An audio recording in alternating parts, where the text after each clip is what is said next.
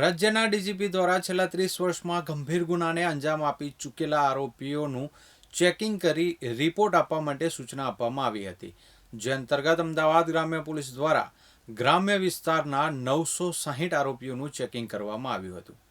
Police દ્વારા ગંભીર પ્રકારના 6 અલગ અલગ ગુનાના આરોપીનું ડોઝિયર પણ તૈયાર કરવામાં આવ્યું છે, જેથી આરોપીઓનું મોનિટરિંગ થઈ શકે. ડીજીપીના આદેશ બાદ અમદાવાદ ગ્રામ્ય પોલીસ દ્વારા વિવિધ ટીમ બનાવવામાં આવી હતી, જેમાં 4 ડીવાયએસપી, 25 પીઆઈ, 52 પીએસઆઈ અને 330 પોલીસ કર્મીઓએ મળી આરોપીઓનું ચેકિંગ કર્યું હતું.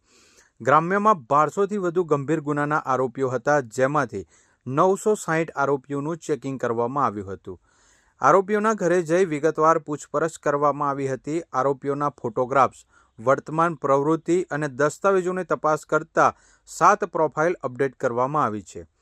ગ્રામ્ય એસપી ઓમપ્રકાશ જાટે જણાવ્યું હતું કે પોલીસ દ્વારા પ્રથમ વખત ડોઝિયર મેનેજમેન્ટ સિસ્ટમ તૈયાર કરવામાં આવી છે.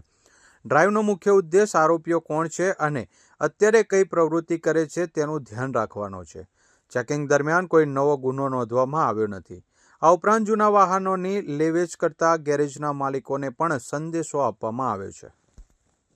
અને એફઆઈસીએને રિલેટેડ જે પણ એક્યુઝડ હતા એ તમામ જે આ પ્રકારના ગંભીર ગુનાઓમાં સંડોવાયેલા જે પણ એક્યુઝડ હતા, જે છેલ્લા 30 વર્ષમાં આખા સ્ટેટમાં જુદી જુદી જગ્યા જે અત્યારે રહેતા હોય એ તમામને ચેકિંગ કરવા માટે 100 આવર્સની એક ડ્રાઈવ આપી હતી ડીજી સાહેબ. ઘણી બધી ડિટેલ્ડ ચેકિંગ કરી છે.